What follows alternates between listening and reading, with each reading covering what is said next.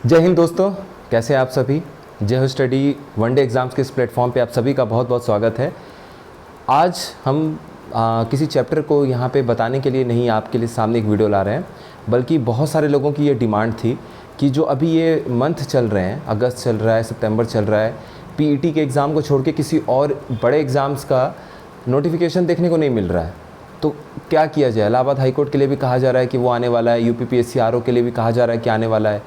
तो अगर मान लीजिए किसी को ये सारे एग्ज़ाम्स को देना है, तो ऐसा क्या स्ट्रेटजी फॉलो किया जाए जिससे कि बहुत ज़्यादा सारे एग्ज़ाम्स के इंडिविजुअल स्ट्रेटजी बनाने की ज़रूरत ना पड़े। किसी किसी सब्जेक्ट को कितना फोकस किया जाए जिससे कि आपका बाकी सारा एग्ज़ाम भी कवर हो सके। तो देखिए, बहुत सारे ऐसे एग्ज़ाम हैं, जैसे हिंदी है, यूपी जीके है, काफ़ी कुछ है जो कि घूम घूम के आपके पास आएगा ही आएगा। अब उन टॉपिक्स को आप किस तरीके से देखेंगे कि आपका सब कुछ कवर हो जाए, कई सारे एग्ज़ाम्स के लिए कवर हो जाए। तो इसी डिमांड पे आप लोगों के एक स्ट्रेटजी वाला वीडियो है, काम की केवल बात करेंगे, ठीक है। तो चलिए स्टार्ट करते हैं। देखिए, आपके सामने ये मैंने कुछ ऐसे ग्राफ जैसा बनाया हुआ है, आप ये देख रहे हैं। अब ये क्या है, मैं बिल्कुल सिंपल तरीके से आपको बताता हूँ। सबसे पहले आप यहाँ से स्टार्ट करिए, ठीक है। देखिए, यहाँ पर आप देखेंगे तो ये मैंने लिखा है लेवल वाइज, मतलब किसी एग्ज़ाम को मैंने बड़ा छोटा नहीं माना है। मैं बस इतना ये बता रहा हूँ आप लोगों को कि किस एग्ज़ाम को किस सब्जेक्ट के हिसाब से हमें ज़्यादा तवज्जो देना है, ज़्यादा प्रेफरेंस देना है, ताकि हम जब प्राथमिकता दें उस एग्ज़ाम को उस सिलेबस के हिसाब से, तो बाकी जो बाकी एग्ज़ाम्स में जो वही सिलेबस उठ कर आएगा, तो आपको फिर उन एग्ज़ाम्स में उस सिलेबस की चिंता नहीं करनी है। जैसे जीएस की अगर हम बात करेंगे, तो जीएस में अगर हमने यहाँ पे देखिए, मैंने सबसे ऊपर आरओ को लिखा है, यूपीपीएससी वाले, फिर इलाहाबाद हाईकोर्ट और फिर पीईटी। क्यों लिखा है मैं आपको बताता हूँ। सभी एग्ज़ाम्स में मेरा खुद का अनुभव है, तो मैं आपको उसके बेसिस पे बता रहा हूँ कि किस तरीके से मैंने ये क्यों लिखा है। अब आप देखिए, जीएस के लिए मैंने एक अलग चार्ट बना रखा है। आप यहाँ पर चाहें तो एक ये यूपी जीके भी जोड़ सकते हैं, ठीक है। ये यूपी जीके भी आप मान लीजिए, ठीक है। अब जीएस के लिए देखिए, मैंने किंग किसको मेंशन किया हुआ है, किंग मैंने लिखा हुआ है यूपीपीएससी आरओ को। तो मैंने इसके लिए क्यों कहा हुआ है कि अगर आपने यूपीपीएससी आरओ के हिसाब से जीएस की तैयारी कर ली, तो फिर आपको इलाहाबाद हाईकोर्ट और पीईटी में आने वाले जीएस के लिए टेंशन नहीं लेना है, क्योंकि यहाँ पर जो आपको क्वेश्चंस मिलेंगे वो आपको मिलेगा यूपीपीसीएस लेवल का। ये आपको यूपीपीसीएस लेवल का क्वेश्चन मिलेगा, यूपीपीसीएस का। कैसे?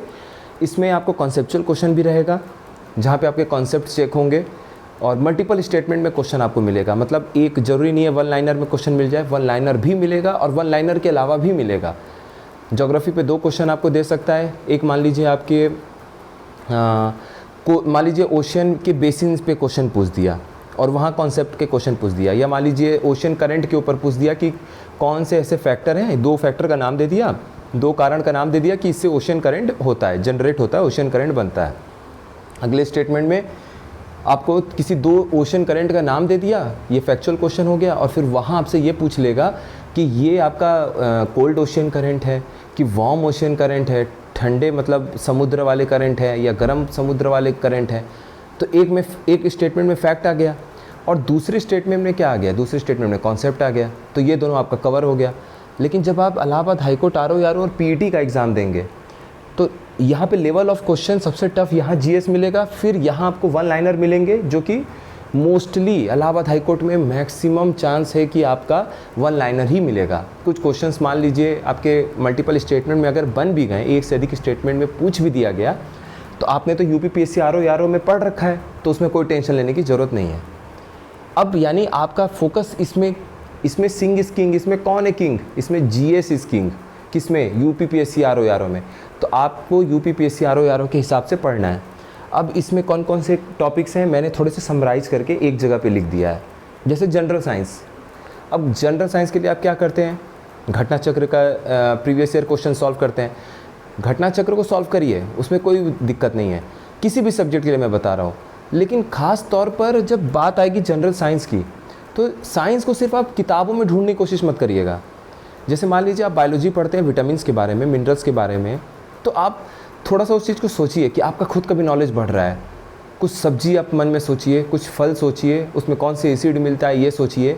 तो उससे आपको लगेगा कि अगर अगली बार मुझे किसी को बताना हुआ कि इस एसिड का क्या फ़ायदा है, इस सब्ज़ी का क्या फ़ायदा है, या मान लीजिए किसी को खास मौके पे रोग हुआ है और उसे वो सब्ज़ी या फल नहीं लेना चाहिए, तो क्यों नहीं लेना चाहिए, वो आपके पास नॉलेज है। अब एग्ज़ाम में क्या हो रहा है कि एग्ज़ाम में थोड़ा सा साइंस को वो लोग, और साइंस तो अपने आप में प्रैक्टिकल है ही, लेकिन उसको और प्रैक्टिकल बना रहे हैं। बीपीएससी में एक क्वेश्चन आया हुआ था कि रेफ्रिजरेटर को जब आप फ्रीज को जब आप बहुत देर तक खोलते हैं तो उससे क्या असर पड़ता है। कमरे का टेम्परेचर घटेगा, बढ़ेगा, पहले बढ़ेगा फिर घटेगा, पहले घटेगा फिर बढ़ेगा। तो प्रैक्टिकल क्वेश्चन हो गया। अब आप केवल ऊपर से फिजिक्स को रिवाइज करके कुछ फार्मूला पहुंच गए एग्ज़ाम में, तो आपको कोई फ़ायदा नहीं होने वाला है। तो साइंस को आप हो सके यूट्यूब पे कुछ वीडियो सर्च करिए, गूगल पे सर्च करके पढ़िए। तो किताबों से आगे आपको जाना है। और आपके जो घर में चीज़ें हैं, माचिस की तिल्ली से लेके आपके कूलर, फ्रिज, एसी, फ़ैन, सब में तो साइंस है। तो थोड़ा थोड़ा टाइम देके साइंस को उस तरीके से पढ़िए आप, ताकि थ्योरी के साथ साथ आपका प्रैक्टिकल नॉलेज भी बढ़े। तो जनरल साइंस का सबसे अच्छा क्वेश्चन आपको आरओ में मिलेगा। इलाहाबाद हाईकोर्ट आरओ में कोई टेंशन लेने की ज़रूरत नहीं है। उसमें वन लाइनर जो फैक्ट वाले टाइप के रहेंगे, या मान लीजिए आपका डिग्री सेंटीग्रेड और केल्विन के बीच के रिलेशन पे कोई क्वेश्चन आपसे पूछ लिया, या एक जो जनरल क्वेश्चन पूछा जाता है कि कौन से टेम्परेचर पे डिग्री सेंटीग्रेड और केल्विन बराबर हो जाते हैं, तो ऐसे तो याद रहता है आप लोगों को। और अगर आपको कन्वर्जन भी पूछ दिया कि 40 डिग्री सेंटीग्रेड है, 20 डिग्री सेंटीग्रेड है, कितना केल्विन होगा, या केल्विन दिया है, डिग्री सेंटीग्रेड क्या होगा, तो फार्मूला है, आप लगा ले जाएंगे। 3 अलग अलग बल्ब हैं, रेजिस्टेंस है दिया हुआ है, या मान लीजिए 2 का दिया हुआ है, बोल रहा है पैरेलल में लगाएंगे तो कितना होगा, सिंपल से निकाल लेंगे। तो इस तरीके से वन लाइनर जो क्वेश्चन है वो आपके इलाहाबाद हाईकोर्ट और पीईटी में भी आएगा, ठीक है। तो इसमें आपको टेंशन नहीं लेना है। इसमें तो खैर सबका अपना, पीईटी का मैंने एक वीडियो आपको अलग से बताया हुआ है, जिसमें हर इन्होंने 5-5, 10-10 क्वेश्चन में बांट रखा है सिलेबस को, आप वो वीडियो देख लीजिएगा। तो आपका यहाँ पे किंग कौन है, यूपीपीएससी आरओ। हिस्ट्री आप वही, हिस्ट्री इसमें एंशियंट और मॉडर्न, एंशियंट और मिडिवल को एक तरफ ये लोग लिखते हैं और मॉडर्न को दूसरी तरफ लिखते हैं। तो ये दोनों आपका कवर हो गया, ठीक है। ये हिस्ट्री में जो आप जनरल पढ़ते हैं, प्रीवियस ईयर क्वेश्चन घटना चक्र आपको सॉल्व करना ही है। साथ में अगर आपने कोई स्टैंडर्ड बुक्स वगैरह पढ़ रखी हैं, जैसे यूपीपीसीएस के लिए आपने पढ़ रखा हो, या अगर आपने नहीं पढ़ रखा हो तो एक साथ में कोई बुक भी पढ़ते रहिएगा साथ में, ताकि कॉन्सेप्ट की क्लैरिटी के साथ साथ फैक्ट को याद करिएगा। डायरेक्ट फैक्ट को याद करने की कोशिश मत करिएगा, कुछ दिन तो याद होगा, बाद में जब रिवीजन की बारी आएगी फिर आपको टेंशन होगा। फिर जब एग्ज़ाम 1-1.5 महीने दूर रहेंगे तो आपको लगेगा फैक्ट भूल रहा है, क्योंकि आपने बिना समझे उस टॉपिक को रटने की कोशिश कर लिया। कितना भी हिस्ट्री पढ़ लीजिए, हिस्ट्री में हमेशा 10-15%, 20% मिनिमम ऐसे क्वेश्चंस आएंगे जिनसे आपका कोई लेना देना नहीं होगा। इसीलिए जो हिस्ट्री में आप इतना एफर्ट डालते रहते हैं, कोशिश करते रहते हैं, कोशिश करिए कि वो आपकी कोशिश पॉलिटी में भी जाए, वो समय ज्योग्राफी में भी जाए, वो समय करंट अफेयर्स में भी जाए, ताकि 2-4 क्वेश्चन, 5 क्वेश्चन को बढ़ाने के चक्कर में हिस्ट्री में जो आपने समय दिया, उसके बदला आप इन 3 सब्जेक्ट्स में कम से कम 4-5 क्वेश्चन भी, अगर आप 2-3 क्वेश्चन भी बढ़ा ले जाते हैं, तो सोचिए कि एक तरफ आपके 5 क्वेश्चन हिस्ट्री के बढ़ रहे हैं, तो दूसरी तरफ आप 4-4 क्वेश्चन या 3-3 क्वेश्चन के हिसाब से 10 से 12 क्वेश्चन 3 सब्जेक्ट्स में बढ़ा ले रहे हैं। तो जाहिर सी बात है कि 6 क्वेश्चन तो ज़्यादा ही करके आएंगे आप एग्ज़ाम में, तो वो आपके लिए फ़ायदेमंद होगा। बाकी इकोनॉमी में भी करंट के क्वेश्चन आते हैं, कॉन्सेप्चुअल भी रहता है। इन्फ्लेशन के इंडेक्स पे पूछ लिया आपसे क्वेश्चन, किसी में पूछ लेगा कोर इन्फ्लेशन है, हेडलाइन इन्फ्लेशन है, कौन सा महंगाई दर बदलता है, या मान लीजिए कि कोई इंडेक्स आया हो, इंडेक्स से रिलेटेड क्वेश्चन पूछ दिया कि ये कौन पब्लिश करता है, ये कौन निकालता है, कौन सी संगठन निकालती है। ये सब इकोनॉमी में इस तरीके के क्वेश्चन हो जाएंगे, ठीक है। आप प्रीवियस ईयर क्वेश्चन देखेंगे तो आपको बहुत अच्छा आइडिया लगेगा। उसके बाद ज्योग्राफी और एग्रीकल्चर की बात करें तो यहाँ पे आरओ में आपको स्पेशल चीज़ ये देखना है कि एग्रीकल्चर आरओ में ज़्यादा पढ़ना है आपको। कैसे?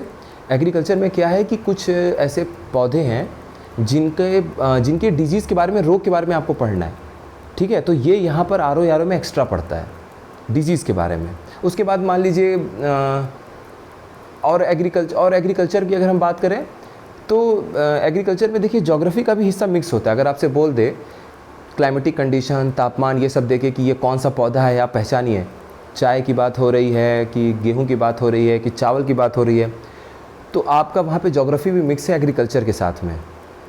उसके बाद ये पूछ देते हैं क्वेश्चन में कभी कभी कि कौन से वैरायटी का सिल्क, कौन से वैरायटी की कॉफ़ी हमारे देश में पैदा होती है, डिटेल में जाते हैं थोड़ा सा। एग्रीकल्चर में एमएसपी पूछ देंगे, सरकार ने ये धान की, ये गेहूं की कौन सी एमएसपी इन्होंने डिक्लेयर कर रखी है, कितनी डिक्लेयर कर रखी है। अगर मान लीजिए रिकॉर्ड तोड़ फूड ग्रेन्स, खाद्य भंडार अभी अपने देश में खाद्य ये फूड ग्रेन्स अगर आपके पैदा हुए हैं तो कितने हुए हैं, आपको ये बताना है। कितने खाद्यान्न हमारे देश में कितने टन में पैदा हो गए हैं कि इतना ज़्यादा न्यूज़ में आया है उसके बारे में। उसके बाद आपसे ये पूछ देंगे कि अगर एक्सपोर्ट किया है आपने, जैसे $50 बिलियन का हमने एग्रीकल्चर का एक्सपोर्ट किया था, खेती का, तो ये सब क्वेश्चन आपके एग्रीकल्चर सेक्टर में आने के बहुत ज़्यादा चांस होते हैं। उसके बाद फिर आपसे स्टेट पूछ देगा कि कौन से स्टेट में नंबर 1 है ये वाला फसल, यूपी किस किस में नंबर 1 है, क्योंकि यूपी के ही स्पेसिफिक ये तीनों एग्ज़ाम है। तो ये आपका यहाँ से एग्रीकल्चर और ये ज्योग्राफी वाला हिसाब हो जाएगा, पोर्शन कंप्लीट हो जाएगा। अब आपके पास आता है जनसंख्या और नगरीकरण, जिसको हम पॉपुलेशन और अर्बनाइजेशन बोलते हैं। जनसंख्या हो गया पॉपुलेशन और अर्बनाइजेशन हो गया नगरीकरण। अब इन लोगों में क्या है, इन दोनों टॉपिक्स में बात ऐसी है कि 2011 के सेंसस के बाद अभी तक हमारा सेंसस हुआ नहीं है, तो इनके क्वेश्चंस ना अब थोड़े से टफ वाले टाइप के आते हैं। अगर आप देखेंगे जो जनरल हम 15-20 पॉइंट पढ़ लेते हैं, सेक्स रेशियो किसका अधिक है, जनसंख्या कहाँ पर ज़्यादा है, अच्छा चलो और भी हमने डिटेल पढ़ लिया, लिटरेसी रेट, ये सब चीज़ें हम पढ़ लेते हैं।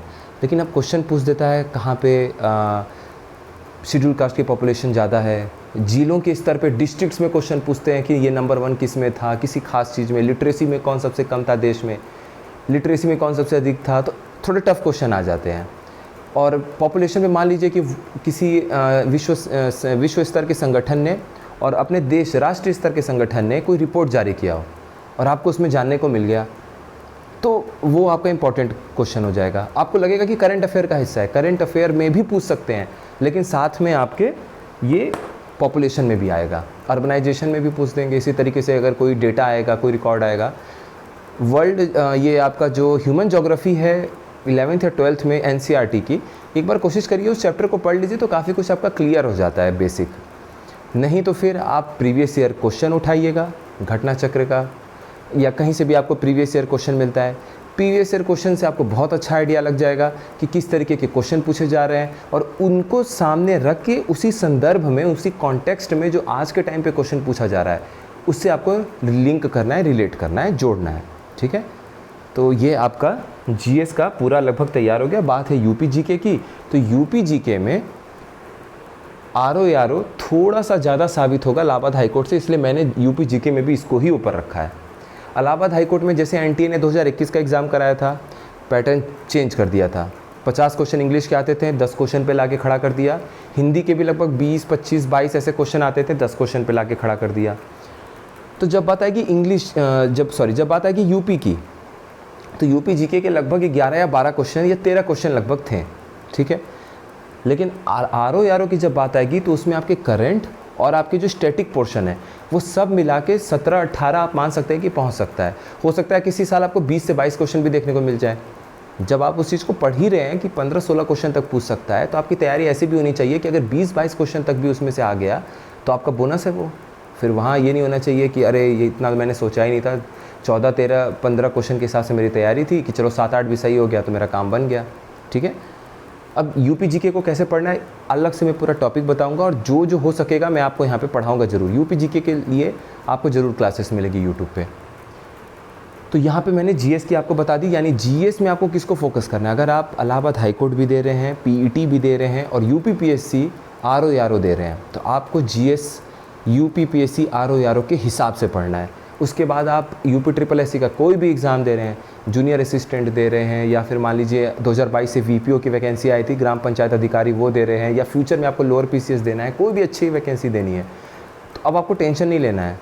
UPG के उसमें जो आएगा वो आपने यहाँ से कवर कर लिया, करंट अफेयर जो आएगा वो भी आपने यहाँ से कवर कर लिया।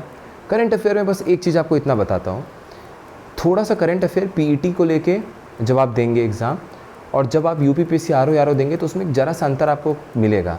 जैसे बुक्स के नाम होते हैं जनरली, या कोई स्पोर्ट्स हो गया जो आपको लगेगा कि इतना हाईलाइटेड नहीं है, वो थोड़ा सा PET में आने का चांस होता है एग्ज़ाम होने के जो 1 से 2 महीने पहले का करंट अफेयर है।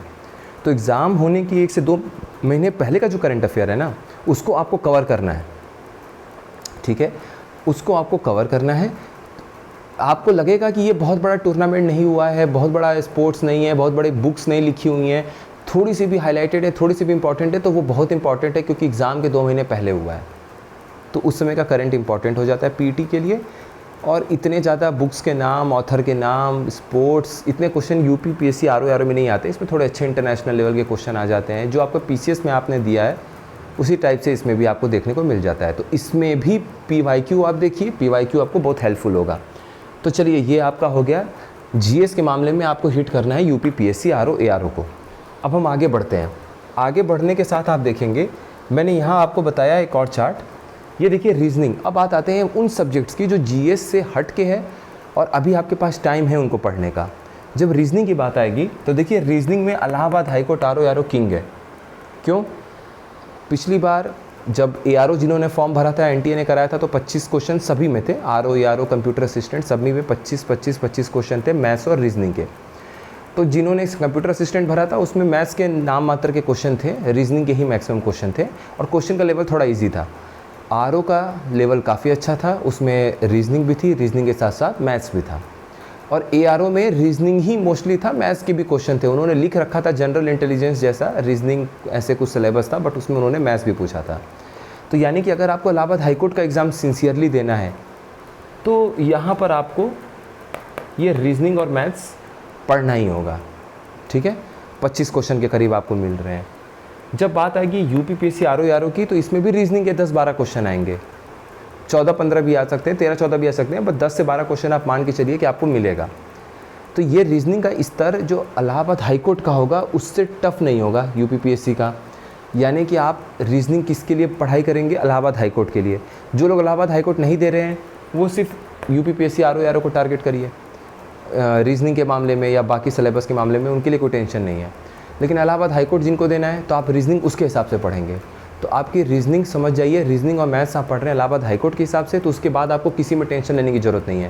क्योंकि जब एक अच्छे लेवल की आप तैयारी कर रहे हैं तो पीटी में क्वेश्चन आएगा तो वो भी आपसे सॉल्व होगा, यूपी पीएससी आरओ में आएगा तो भी सॉल्व होगा। अब बात आती है मैथ्स की। मैथ्स देखिए, मैंने इंग्लिश, हिंदी, मैथ्स और रीजनिंग चारों में इलाहाबाद हाईकोर्ट को किंग लिखा हुआ है, क्योंकि सबसे अधिक आपको सिलेबस इसी सब्जेक्ट में कवर करना है, इसी एग्ज़ाम में कवर करना है। अब देखिए, मैंने यहाँ काट दिया है, मैथ्स आपको नहीं पढ़ना है इलाहाबाद यूपी पीएससी आरओ के लिए। इलाहाबाद हाईकोर्ट के लिए आपको पढ़ना है, वहाँ कवर है। पीटी के लिए भी आपको पढ़ना है, क्योंकि 5 क्वेश्चन मैथ्स के आएंगे, 5 क्वेश्चन रीजनिंग के आएंगे और 20 क्वेश्चन अलग से ग्राफ और चार्ट, पाई चार्ट, ये सब टेबल के आएंगे। मैं पूरी कोशिश करूँगा कि इनका भी बेसिक आपको यहाँ बोर्ड पे बता दूँ। ठीक है, अब देखिए, मैंने यहाँ इसलिए बताया हुआ है कि पीटी में भी उस तरह के क्वेश्चन अच्छे आ सकते हैं, लेकिन 5 क्वेश्चन मैथ्स के हैं, 5 क्वेश्चन रीजनिंग के हैं, तो 25 क्वेश्चन इलाहाबाद हाईकोर्ट के हिसाब से आप तैयारी कर रहे हैं, 20 से 25 क्वेश्चन तो आपको मिलेगा ही मिलेगा। तो यहाँ से भी 10 क्वेश्चन आपके कवर हो जाएंगे। तो जब बात आएगी मैथ्स और रीजनिंग की, तो आपको तैयारी करनी है इलाहाबाद हाईकोर्ट के हिसाब से, तो आपके ये कवर हो जाएंगे यूपी पीएससी आरओ रीजनिंग में, और पीटी कवर हो जाएगा आपका इन दोनों में, रीजनिंग और मैथ्स दोनों में। अब बात आएगा हिंदी में। हिंदी में यूपी पीएससी आरओ की अगर आप बात करेंगे तो उसमें 6 ही टॉपिक है और वो डिटेल्ड है। विलोम शब्द है, पर्यायवाची है, अनेक शब्दों के लिए एक शब्द है, और शुद्ध अशुद्ध शब्द है, वर्तनी वाला जो है, तत्सम तद्भव है, विशेषण विशेष्य है, पर्यायवाची है। तो ये 6 टॉपिक आपके कवर हो जाएंगे यूपी पीएससी आरओ के लिए, लेकिन इनको डिटेल में कवर करना होता है, क्योंकि यही 6 टॉपिक हैं। प्री और मेंस दोनों में ये मेरिट में जुड़ते हैं, मतलब प्री में क्वालिफाई करने के लिए भी इंपॉर्टेंस रखते हैं और मेंस में तो ये मेरिट में जुड़ते ही हैं। तो आपकी तैयारी जो यहाँ पर होगी यूपी पीएससी आरओ में, उसमें आपको कुछ चैप्टर्स और ऐड करने हैं इलाहाबाद हाईकोर्ट के लिए। तो इलाहाबाद हाईकोर्ट के लिए आपको और क्या कवर करना होगा? आप प्रत्यय कवर कर लीजिए, उपसर्ग कवर कर लीजिए, ग्रामर जो है जैसे थोड़ा सा संज्ञा, सर्वनाम, विशेषण तो चलिए आप पढ़ेंगे तो आपको यूपी पीएससी आरओ में भी फ़ायदा करेगा। तो ये सब चीज़ें आप कवर कर लीजिए। ठीक है, ये एक्स्ट्रा है जो आपको कवर करना है। अब यहाँ पर आपको हिंदी पढ़नी है एक्स्ट्रा यहाँ। तो जब आपने इलाहाबाद हाईकोर्ट के लिए तैयारी स्टार्ट कर दी तो पीटी का हिंदी अपने आप कवर हो जाएगा, क्योंकि जो अपठित गद्यांश है वो आप सॉल्व कर ले जाएंगे, उसके लिए बहुत प्रैक्टिस करने की ज़रूरत नहीं है। 1-2 बार अगर आपने प्रैक्टिस कर ली तो बहुत अच्छी बात है, क्योंकि अपठित गद्यांश आपके सामने फ्रेश आएगा, सामने ही आपको देखना है, उसका कंक्लूजन निकालना है। अब बात आएगी पढ़ाई की, तो सिलेबस सबसे अधिक आपको इलाहाबाद हाईकोर्ट आरओ के हिसाब से पढ़ना होगा। जब बात आएगी हिंदी की तो यहाँ पर ये किंग है। अगला आएगा इंग्लिश में भी आरओ का कोई लेना देना नहीं है इंग्लिश से। यहाँ पर इलाहाबाद हाईकोर्ट में पिछली बार 2021 में 10 क्वेश्चन आया। इसका मतलब ये नहीं है कि इस बार भी एनटीए 10 ही क्वेश्चन दे दे, क्योंकि एनटीए ने पहली बार एग्ज़ाम कराया है 2021 का, तो अगर आप सिंसियर कैंडिडेट हैं तो इंग्लिश भी अभी से आप प्रिपेयर करिए, इंग्लिश पे भी टाइम दीजिए। और इंग्लिश के लिए आप क्या पढ़िए, लेटेस्ट जो एसएससी के CGL CHSL के जो क्वेश्चन आए हुए हैं और जो NDA CDS के आए हुए हैं, आप उनको बस लगा जाइए। पिछले 1-1.5 साल के इडियम्स हो गए, idioms, phrases, fill in the blanks, और उसमें जो आपके ये एरर वाले हो गए, ये सब आप